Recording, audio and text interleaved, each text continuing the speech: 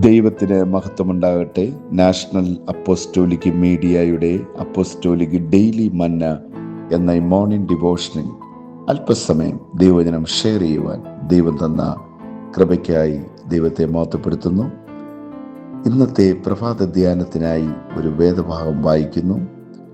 യെശയ്യാപ്രവാചകന്റെ പുസ്തകം 38 അധ്യായം 8 തിരുവെഴുത്ത്. ആകാശിന്റെ ഘടികാരത്തിൽ സൂര്യഗതി അനുസരിച്ച് ഇറങ്ങിപ്പോയിരുന്ന നിഴലിനെ ഞാൻ 10 പടി പിന്നോക്കം തിരിയുമാറാക്കും. ഇങ്ങനെ സൂര്യഘടികാരത്തിൽ നിന്ന് ഇറങ്ങിപ്പോയിരുന്ന 10 പടി തിരിഞ്ഞു പോന്നു. അതേ വചനം തന്നെ 2 രാജാക്കന്മാരുടെ പുസ്തകം 20 അധ്യായം 11 വചനഭാഗത്ത് കാണുന്നു. അപ്പോൾ യെശയ്യാപ്രവാചകൻ യഹോവയെ വിളിച്ചപേക്ഷിച്ചു. അവൻ ആകാശിന്റെ ഘടികാരത്തിൽ ഇറങ്ങിപ്പോയിരുന്ന നിഴലിനെ 10 പടി പിന്നോക്കം തിരിക്കുമാറാക്കി. നമ്മൾ ഇന്ന് ഈ വചനഭാഗങ്ങൾ വായിക്കുമ്പോൾ വിചിത്രമായിട്ട് ചില ചിന്തകൾ നമ്മുടെ മനസ്സിൽ വന്നേക്കാം. ഇവിടെ പഴയ കാലത്ത് സമയമറിയുവാൻ സൂര്യഘടികാരം ഉപയോഗിച്ചിരുന്നു. സൂര്യപ്രകാശം വീഴുമ്പോൾ ഒരു നിഴൽ രൂപപ്പെടും.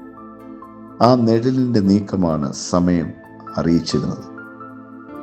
നമ്മൾ വായിച്ച വചനഭാഗത്തിൽ എസ്കേയ രാജാവിന് ദൈവം നൽകിയ ഒരു അടയാളം കൂടിയായിരുന്നത്.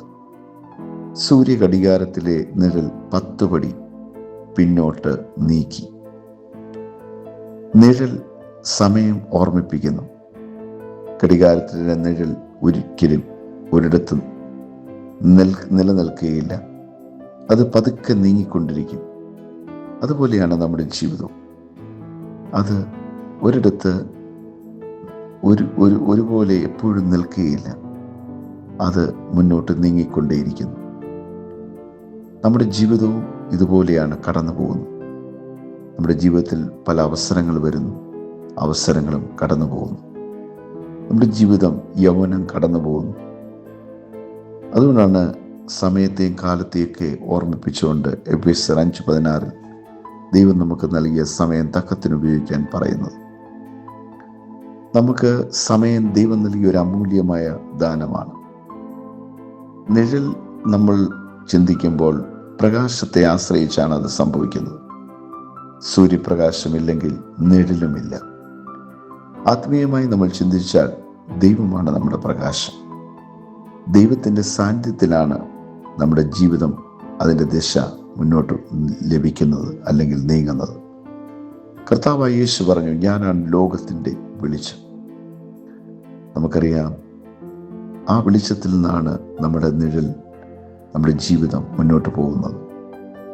ദൈവത്തിൽ നിന്നകന്നാൽ ജീവിതത്തിൻ്റെ ദിശ തന്നെ മങ്ങിപ്പോകുവാൻ സാധ്യതയുണ്ട്. നിഴൽ മുന്നോട്ട് പോയ അത്ഭുതം. യെസ്കേയാവ് മരണരോഗത്തിലായിരുന്നപ്പോൾ ദൈവത്തോട് പ്രാർത്ഥിച്ചു. ദൈവം അവന് 15 വർഷം കൂടി ആയുസ് നൽകി. അതിൻ്റെ അടയാളമായി ഘടികാരത്തിലെ നിഴൽ പിന്നോട്ട് നീങ്ങി. ഇത് നമ്മെ പഠിപ്പിക്കുന്നത് ദൈവത്തിന് അസാധ്യമായി ഒന്നുമില്ല എന്നാണ്. മനുഷ്യൻ നഷ്ടപ്പെടുത്തിയതെന്ന് കരുതുന്ന കാര്യങ്ങളിലും ദൈവത്തിന് പ്രവർത്തിക്കാൻ പറ്റും. സമയം ദൈവത്തിൻ്റെ കൈകളിലാണ്. നമുക്കറിയാം, നിഴൽ സ്ഥിരമല്ല, എന്നാൽ ദൈവം സ്ഥിരനാണ്. നിഴൽ രാവിലെ നീളവും ഉച്ചയ്ക്ക് ചുരുങ്ങലും വൈകുന്നേരം വീണ്ടും നീളവും പ്രാപിക്കുന്നു. നമ്മുടെ ജീവിതവും മാറിക്കൊണ്ടിരിക്കുകയാണ്. നമ്മുടെ ജീവിതത്തിൽ സന്തോഷം, ദുഃഖം, വിജയം, പരാജയം ഇതൊക്കെ മാറി മാറി വരികയാണ്. എന്നാൽ ദൈവം മാത്രം മാറുന്നില്ല. നമുക്കറിയാം, എബ്രായ ലേഖനം 13:8 കർത്താവിനെ കുറിച്ച് എങ്ങനെയാണ് പറയുന്നത്? യേശുക്രിസ്തു ഇന്നലെ ഇന്നും എന്നേക്കും അനന്യനാകുന്നു. സൂര്യഘടികാരത്തിലെ നിഴൽ നമ്മെ ഓർമ്മിപ്പിക്കുന്ന എന്താണ്? നമുക്ക് ദൈവം നൽകിയിരിക്കുന്ന സമയം വിലപ്പെട്ടതാണ്. ദൈവത്തിൻ്റെ വെളിച്ചത്തിലാണ് ശരിയായ ദിശ ലഭിക്കുന്നത്. ദൈവം സമയം പോലും നിയന്ത്രിക്കുന്നവരാണ്. വചനം പറയുന്നുണ്ട്, സങ്കീർത്തനം 90:12 ഞങ്ങളുടെ നാളുകളെ എണ്ണുവാൻ ദൈവമേ ഞങ്ങളെ പഠിപ്പിക്കണമേ. ഞങ്ങൾക്ക് അങ്ങനെ ജ്ഞാനമുള്ളൊരു ഹൃദയം നൽകുവാൻ കർത്താവെ സഹായിക്കണമേ. അതുകൊണ്ട് ജീവിതത്തിൽ നമുക്ക് തന്നിരിക്കുന്ന ഓരോ അവസരങ്ങളും ഓപ്പർച്യൂണിറ്റികളും ജീവിതത്തിൻ്റെ നല്ല ടൈം ഒക്കെയും തക്ക സമയത്ത് ദൈവത്തിന് വേണ്ടി പ്രവർത്തിക്കുവാൻ, അതിന് ദൈവത്തിൻ്റെ ഇഷ്ടമനുസരിച്ച് ഓടുവാൻ ഒക്കെയും ദൈവം നമ്മെ സഹായിക്കട്ടെ. ഇന്ന് ഈ വിലയേറിയ സമയത്തിൻ്റെ പ്രാധാന്യം അത് നഷ്ടപ്പെടുത്തി കളയാതെ നമ്മൾ ഈ ലോകത്തിൻ്റെ കാലഗതി, ആകാശത്തിലെ അനുസരണക്കേടിൻ്റെ ആത്മാവിനെ അധിപതിയായവനെ ഒക്കെയും അനുസരിച്ച് നടന്ന് നമ്മുടെ ടൈം വേസ്റ്റ് ചെയ്യാതെ മൂല്യമുള്ള കാര്യങ്ങളെക്കുറിച്ച് ചിന്തിക്കാനും ചെയ്യുവാനും അപ്രകാരം ജീവിക്കാനൊക്കെ കർത്താവ് നമ്മളെ സഹായിക്കട്ടെ. ഈ കാലഘട്ടത്തിൽ ആർക്കും സമയമില്ലാത്തൊരു സമയമാണ്. എല്ലാവരും വളരെ തിരക്കാണ്.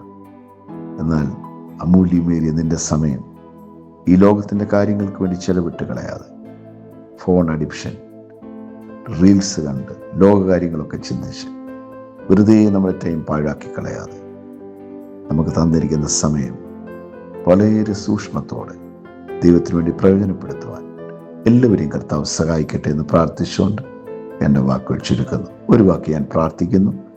ദൈവമേ, നീയാണ് സകലത്തിൻ്റെയും അധികാരി. സമയം നിൻ്റെ കയ്യിലാണ്. ഞങ്ങൾക്ക് തന്നിരിക്കുന്ന സമയം തക്കത്തിന് ഉപയോഗിക്കാൻ ദൈവം സഹായിക്കുന്നു. ഇത് പാഴാക്കി കളയാതെ അമൂല്യമായി സൂക്ഷിപ്പാൻ, ഓരോ കാര്യങ്ങളിലും അതിൻ്റെ സമയത്ത് തന്നെ നടക്കുവാൻ, ഓരോരുത്തരെയും ശക്തീകരിക്കുവാൻ ദൈവം സഹായിക്കണം. അനുഗ്രഹിച്ചാട്ട് എല്ലാ മഹത്വവും നീക്കുന്നത് യേശുവിൻ്റെ നാമത്തിൽ തന്നെ. ആമേൻ. ഈ വചനങ്ങളാൽ കർത്താവ് അനുഗ്രഹിക്കട്ടെ. God bless.